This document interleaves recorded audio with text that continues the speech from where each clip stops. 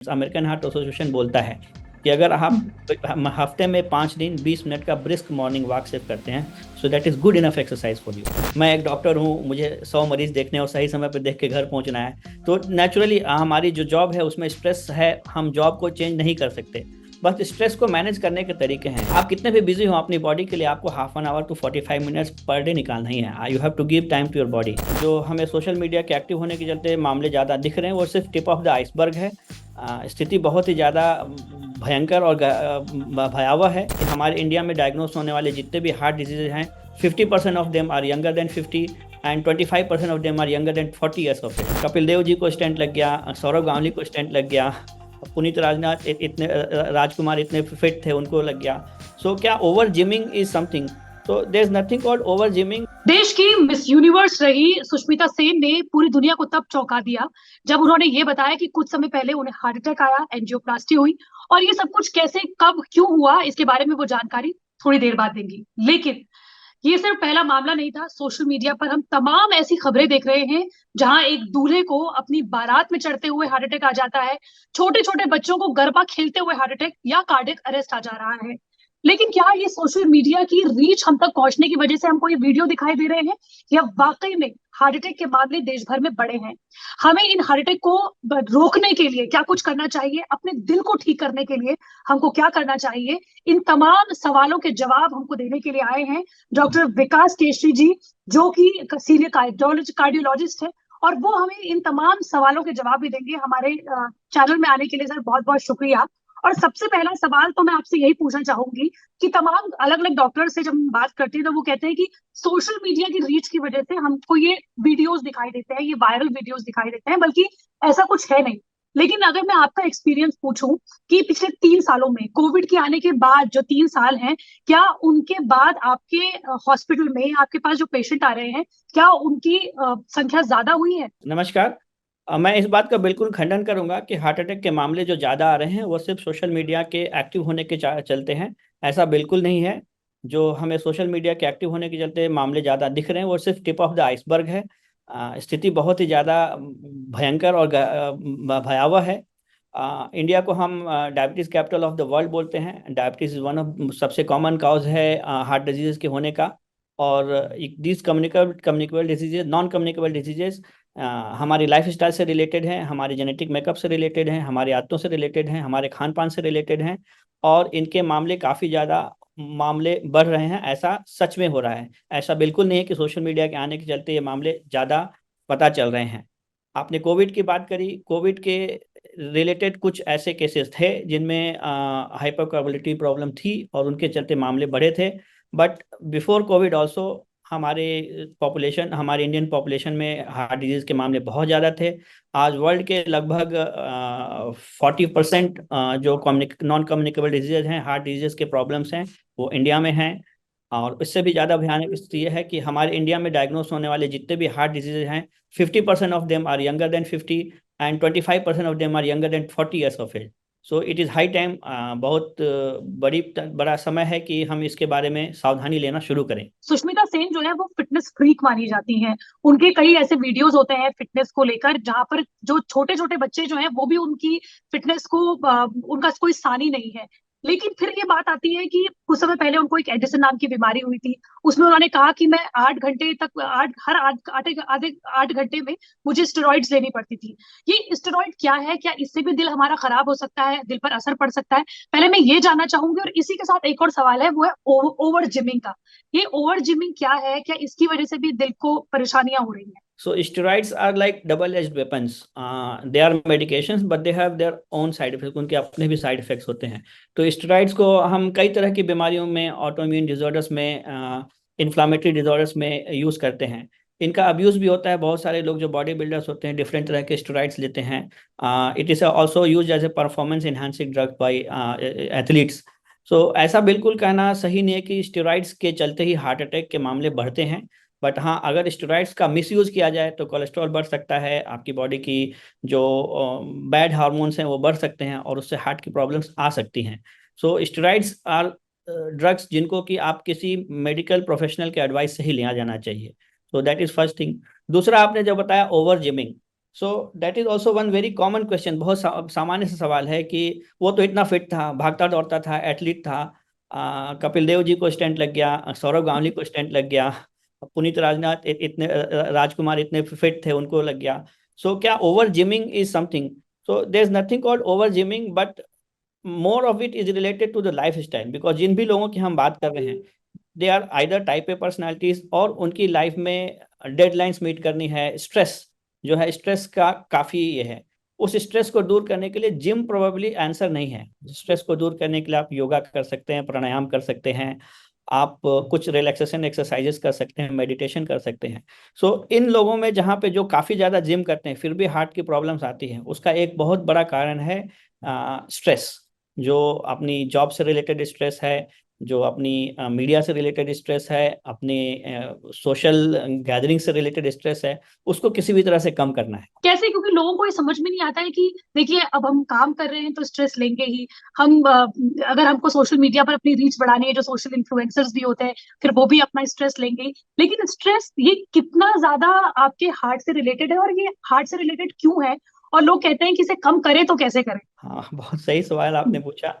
मैं अपनी जॉब नहीं छोड़ सकता। मैं एक चार्टर्ड अकाउंटेंट हूँ। 31 मार्च जो भी डेट आ रही है, इतने सारे क्लाइंट्स का रिटर्न भरना है। मैं एक एक्टर हूँ, मुझे टाइम पे मूवी खत्म करनी है। मैं एक डॉक्टर हूँ, मुझे 100 मरीज देखने और सही समय पे देख के घर पहुंचना है। तो नेचुरली हमारी जो जॉब है उसमें स्ट्रेस है, हम जॉब को चेंज नहीं कर सकते। बस स्ट्रेस को मैनेज करने के तरीके हैं। You have to give some time. आप कितने भी बिजी हो अपनी बॉडी के लिए, आपको ½ an hour to 45 minutes per day निकालना ही है। You have to give time to your body. आपको कुछ रिलैक्सेशन एक्सरसाइजेस करने हैं, मॉर्निंग में मेडिटेशन करना है। Meditation is something which has to be taught, but ऐसा बिल्कुल नहीं है। आप घर पे बैठ जाएं आंख बंद करके, 10-15 मिनट आंख बंद के सोचें। शुरू में कुछ चीजें आएंगी, आज बॉस ने डांट लगाई थी, आज बीवी से झगड़ा हुआ था, आज हस्बैंड ने ये कहा। शुरू में ये चीजें आएंगी आपके दिमाग में, but over a period of time slowly you will start to learn how to relax yourself. क्यों स्ट्रेस के चलते चीजें हैपहजार्ड चली जाती हैं, क्यों गड़बड़ होती है? तो बेसिकली स्ट्रेस से हमारे बॉडी में जो ब्रेन में जो केमिकल से रिलीज होते हैं, जो बैड केमिकल्स होते हैं, एड्रेनर्जिक हार्मोन्स होते हैं, सर्टेन बैड एंडोर्फिन्स होते हैं। So these things basically do what, they increase your heart rate. ये आपके हार्ट की गति को बढ़ाते हैं। आपकी जो ब्लड वेसल्स होती हैं उनका जो लचीलापन होता है, उनकी जो सॉफ्टनेस होती है, उसको चेंज करते हैं। दे मेक इट प्रोन, इसमें फिर जो हमारे फैट सेल्स हैं अक्यूमुलेट होने के चांसेस बढ़ जाते हैं। So that is why how stress acts on the heart vessels and heart. और आपके ब्लड प्रेशर बढ़ता है, जब ब्लड प्रेशर बढ़ता है तो it is a big risk factor for heart attacks and heart diseases. तो इसलिए स्ट्रेस को किसी भी तरह से कम करने के लिए आप ज़्यादा से ज़्यादा दोस्तों से मिलें, शाम का थोड़ा टाइम अपने दोस्तों के साथ गुजारें, अपनी फैमिली के साथ थोड़ा टाइम दें। घर आकर के ऑफिस का काम करने की कोशिश जहाँ तक संभव हो ना करें। मेरे लिए बोलना आसान है लेकिन करना मुश्किल है, but somehow you have to find some time for your body. आप मॉर्निंग वॉक करें। इस that is also a big stress buster. आपको जिम जाने की कोई जरूरत नहीं है। आपने 20 से 25 मिनट का गुड इंटेंसिटी एक्सरसाइज अगर सिर्फ मॉर्निंग वॉक के, ब्रिस्क मॉर्निंग वॉक के रूप में कर लिया तो वो भी सफिशिएंट होगा। बार बार लाइफस्टाइल का जिक्र होता है, कोई भी करे कि भैया आपको अपनी लाइफस्टाइल ठीक करनी है, लाइफस्टाइल ठीक करनी है। तो एक तो ये बताएं कि ये लाइफस्टाइल को ठीक कैसे करें? ये लाइफस्टाइल इतने सालों में जो खराब हुई है, उसने हमारे दिल को कैसे खराब किया है, और इसे ठीक कैसे करना है? हम्म। आपने सुबह उठने का समय 12 बजे रखा हुआ है, तो that is one life thing which have to change. आपको सही समय पर हम्म। उठना है, रूटीन मेंटेन करना है। पहली चीज, आपके सोने का टाइम, आपके जागने का टाइम, खाने का टाइम, एक्सरसाइज करने का टाइम फिक्स होना चाहिए। सुबह उठते ही हम सबसे पहले क्या करते हैं? मोबाइल खोलते हैं, सोशल मीडिया फोन पर देखते देखते हैं। हैं मेरे हाँ। पड़ोसी ने क्या किया है, मेरे हाँ। पड़ोसी ने क्या किया है। अरे उस पड़ोसी के बच्चे ने 100 मार्क्स लाए, मेरे बच्चे को 99.5 आए हैं। हाँ, 0.5 मार्क्स बच्चे को क्यों कम आ गया? So that is how you have to change. So morning में उठने के साथ आपको अपने फोन पे नहीं लगना है, सोशल मीडिया पे नहीं जाना है। You have to bother what you are doing to yourself, not what others are doing to themselves. ठीक, तो ये आपकी सेकंड ठीक हुई। सुबह उठने के बाद अक्सर हम देखते हैं, खासकर हमारी महिलाएं लंबे समय तक भूखे रहती हैं। हम्म। सुबह 6 बजे उठती हैं और 9, 10, 11 बजे नाश्ता करती हैं। तो ये गलत गलत है। तो सुबह उठ के सही समय पे ब्रेकफास्ट करना है। आपकी हॉस्पिटल, ऑफिस, वर्क जहाँ भी जाने का टाइमिंग है उसको फिक्स रखना है। Try to do that. आप 11th minute exercise our exercise ना करें। अगर आपके ऑफिस पहुंचने का टाइम 9 बजे है तो आप 8:45 पे ना निकलें, ताकि वो 15 मिनट आपको यह स्ट्रेस रहे कि मैं लेट हो जाऊंगा, मैं लेट हो जाऊंगा। सही समय पे निकलें। तो you have to maintain the timeliness. खाने पीने का टाइम सही रखें। फिर खाने में क्या लें क्या ना लें, वो भी आपकी हम्म। लाइफस्टाइल में आता है। So like hmm. All types of junk food you should not take. Pizza है, बर्गर है, all types of junk food, unsaturated fatty acid आपको नहीं लेना है। अगेन लाइफ स्टाइल में आता है स्मोकिंग एंड ड्रिंकिंग। हमारी आज की जनरेशन की बड़ी प्रॉब्लम है। टाइप ए पर्सनालिटीज़ हैं, कॉर्पोरेट जॉब्स है, भाग दौड़ करनी है, डेडलाइंस नहीं मिल रही है, चलो भाई 2 सिगरेट मारने। I don't know how, I really don't know how this thing helps, but they claim it helps. So smoking से आपको किसी तरह से बचना है। आपके खाने की टाइमिंग फिक्स होनी चाहिए। खाने में, फूड में सीरियल्स की मात्रा होनी चाहिए, ग्रीन लीफी वेजिटेबल्स की मात्रा होनी चाहिए, जो भी हम्म सीजनल वेजिटेबल्स हैं उनकी मात्रा होनी चाहिए, सीजनल फ्रूट्स हैं उनकी मात्रा ज़्यादा से ज़्यादा होनी चाहिए, सीरियल्स की मात्रा ज़्यादा होनी चाहिए। किसी भी तरह का जंक फूड अवॉइड करना है। Now one more thing which is very dangerous, which is inherent in our life style, is sugar. Sugar is the new tobacco. Hmm Right now, many of our Western countries, they are struggling with obesity and sugar, hmm sugar problems, childhood obesity and childhood diabetes. Even we are struggling. So sugar बिल्कुल is the new no tobacco. हर तरह के sugar से आपको बचना है. More commonly nowadays, cold drink. Cold drinks are one big source of sugar and bad things. So you have to avoid hmm cold drinks. Then comes your morning walk. Morning में before going to, if you are able to find 20 minutes, American Heart Association बोलता है कि अगर आप हम्म हफ्ते में 5 दिन 20 minute का ब्रिस्क मॉर्निंग वॉक सिर्फ करते हैं, so that is good enough exercise for you. आपको कोई जिम हम्म जाने की जरूरत नहीं है, कोई महंगे इक्विपमेंट खरीदने की जरूरत है, कोई जरूरी नहीं कि आपके पास नाइकी के जूते हों, कोई जरूरी नहीं कि आपके पास फैशनेबल बैंड हो, कोई जरूरी नहीं कि आपके हम्म पास ब्लूटूथ अटैच्ड ईयरफोन्स हो। आप सिर्फ मॉर्निंग में 7 बजे घर से निकल जाएं, 7:15 आप जहाँ पहुंचे हैं वहां से वापस लौट जाएं, हाफ एन आवर की brisk brisk exercise, that is sufficient. तो that is what life style. Then comes to evening hours. Evening में आप हम्म दोस्तों के साथ बैठते हैं, अगेन शराब और सिगरेट का दौर चलता है, रात को 4-4 बजे तक, 3-3 बजे तक पार्टियां चलती हैं। So that is what we say the life style is erratic. कई लोग नॉनवेज को लेकर भी बात करते हैं कि जो हमारा इंडियन जीन है वो नॉनवेज के लिए नहीं बना हुआ है, या आपको कम ऐसा नॉनवेज वैसा नॉनवेज, रेड मीट या व्हाइट मीट नहीं खाना चाहिए। इसको लेकर आपके क्या थॉट्स हैं? क्या वाकई में ये नॉनवेज भी एक बड़ा कारण हो सकता है? ये बिल्कुल सही है। कुछ लोगों को मेरी बात सही लगेगी, कुछ लोगों को गलत लगेगी। शाश्वत भारतीय खाना खाना चाहिए। आई एम नॉट टेलिंग कि you have to turn totally vegetarian, आप नॉन वेजिटेरियन फूड भी ले सकते हैं, बट बाय एंड लार्ज आपको मटन से बचना है, चिकन से आप लेते हैं, fish you can take, fish is very good for heart. So by and large आपको रेड मीट से बचना है। और जितने भी नॉन वेजिटेरियन फूड्स भी आप ले रहे हैं, आपको डीप फ्राइड मीट नहीं लेना है। आप उसको घर हम्म बनाए, प्रॉपर तरीके से बनाए, लेकिन ये डीप फ्राइड नहीं होना चाहिए। Fish is good for heart, you can take fish, you can take egg without the yellow, it is also hmm for heart. इसमें काफ़ी सारा प्रोटीन होता है। आई कैनॉट से कि आपको नॉन वेजिटेरियन फूड टोटली छोड़ देना चाहिए, it is not possible. It is some advices which we give, it should be person should be able to follow. So इसलिए मैं ये हाँ नहीं बोल सकता कि आप नॉन वेजिटेरियन फूड पूरी तरह से छोड़ दें, बट आप चिकन लिमिटेड मात्रा में ले सकते हैं, फिश ले सकते हैं, अंडे का पीला निकाल करके ले सकते हैं। अगर आप वेजिटेरियन हैं तो इट इज़ गुड, डेफिनेटली अच्छा है। आपने एक और अच्छी बात बताई, सही बात बताई कि हमारी जेनेटिक कंपोजिशन ऐसी है, वो सही है।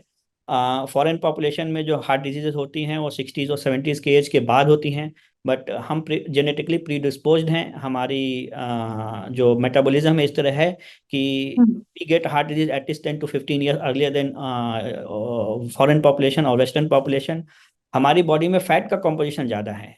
In western population the visceral fat is around 7 to 8% only, but Indian genetic maintain makeup is like that हमारी बॉडी में जो विसरल फैट है which is bad fat is around 15 to 20%। सो हम उसको चेंज नहीं कर सकते, बट अपनी आदतों को चेंज कर सकते हैं। कई डॉक्टर्स कहते हैं कि अगर आपको लगता है कि आप रिस्क फैक्टर में है तो अपनी जेब में, अपने पर्स में एक एस्पिरिन रख लीजिए।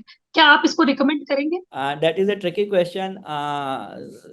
देखो, एस्पिरिन काफ़ी सेफ दवाई है। हम जो पेशेंट्स को देते हैं वो भी काफ़ी कम 75 मिलीग्राम की डोज में देते हैं या 150 मिलीग्राम की डोज में देते हैं। सेफ मेडिकेशन है। There is no research to back it up.